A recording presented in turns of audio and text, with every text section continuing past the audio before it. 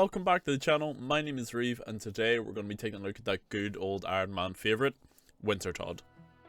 So this is going to be a simple guide covering what you need to get started at Wintertodt, how to get there, how to do the mini-game, and of course, what the rewards are.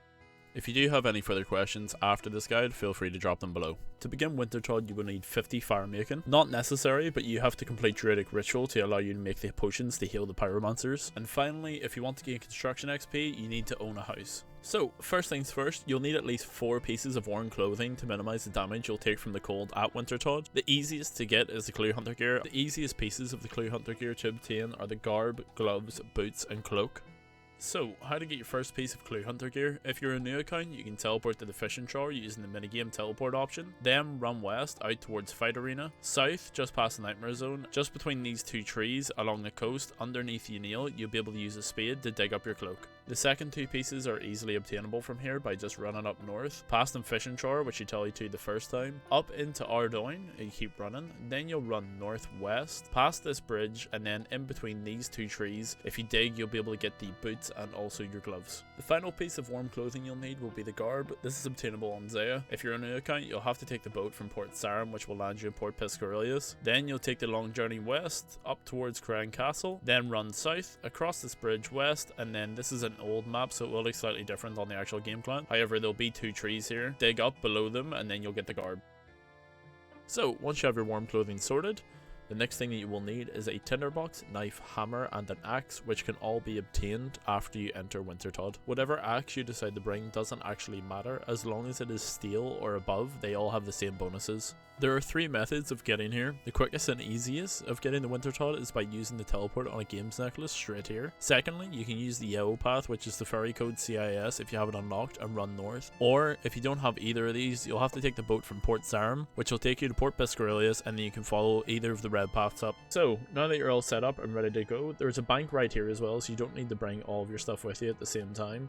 This is what a typical inventory setup will look like. I take a tinderbox, a hammer, an axe. As I said, it doesn't need to be the best axe that you have. Steel and above works the exact same, and usually between 4 and 5 food. Wintertodt is a point-based boss, and what this means is to receive any loot you will need to acquire a minimum of 500. This is a brief breakdown of how they work. You can expect an average of about 750 to 800 points per game. So lighting braziers will get you 25, adding bruma roots to a brazier will get you 10, adding bruma kindling to a brazier will get you 25. If you repair the destroyed braziers, it'll also get you 25, and if you heal any of the pyromancers while they're down, it'll get you 30. So, the damage is scaled based on your max HP, hence why a lot of people do Wintertodt at fairly low hit points. There are 3 types of damage that can happen during a Wintertodt. Standard damage, also known as cold damage. Brazier damage, which can happen if you stand too close to a brazier it's about to break. This will be visible by snow falling above it just before it breaks. And finally, area damage. This damage affects a 3x3 square, which means if you're anywhere inside it, you will take damage. These can and do stack, so it is very easy to get hit when not paying attention to them. Also, since Wintertodt counts as a boss and not a minigame, if you die here as a hardcore Ironman, you will lose your status.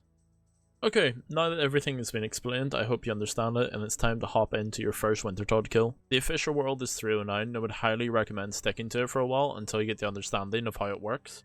Okay, so once you're in Wintertodt itself, the best situation to do is you can either go southwest or southeast over there, however southwest is best, and then run up to the brazier.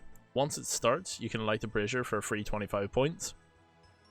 Once the brazier has been lit, you want to run over in between this crate and these bruma roots. This means that you will never get hit by the area of effect damage, like here. You want to keep chopping essentially until you have a full inventory, and just remember to eat if your health does get low, because the cold damage can hit you quite hard.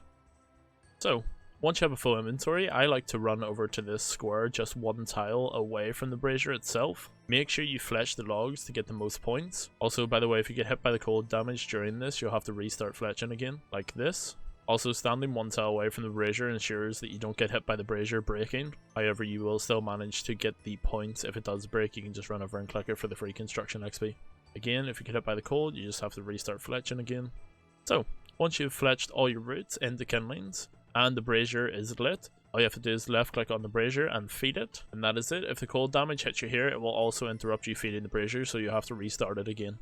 Then also up here in the top left, the 500 points thing that I was talking about earlier, you'll see as you put kindling in, it'll get you 25 points per kindling. So once my kindling is done, there's still quite a lot of percentages left to go. Again, I always stand in this square so I can't get hit by the area of effect damage. Okay, so once I have enough roots, I'm going to go back over 1 tile away from the brazier, in case I get an opportunity like this where I can light the brazier for 3 points, and then I'm going to go back to fletching my root into kindlings. And once they have all been fletched, or if I don't have enough time, I am going to deposit them into the brazier. So, as you can see in the top left, I'm currently on 550 points. There is only 15% of it left. Once this obviously depletes to 0, then that is your KC done. I'm going to dump now to probably ensure that I get 750 points.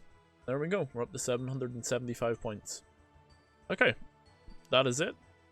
You get a decent amount of XP. The XP goes actually based on your current fire making level. If you're low on supplies or you're low on food, what you want to do is go back out. You can either deposit your supply crate or you can open it. I have absolutely 0 willpower, so I always open mine.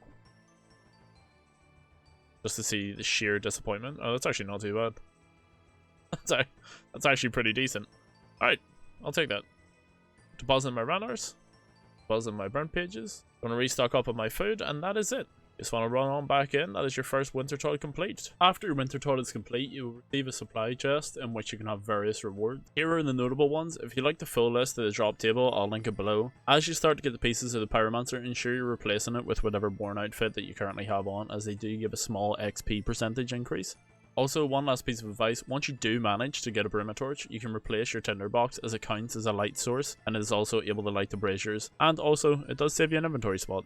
So guys, if you did make it this far and find the video helpful, please don't forget to hit the like button, as it helps me out a lot. Also, if you have any more questions, feel free to drop them below and I'll get around to answering them. Or if you just want to have a discussion about anything related to RuneScape or Wintertodt in general, I do stream every day over on Twitch at twitch.tv/ReveUK. Come hang out, you might enjoy it.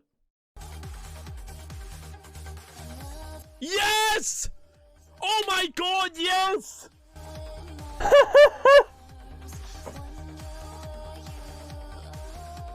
We just got boots and tome!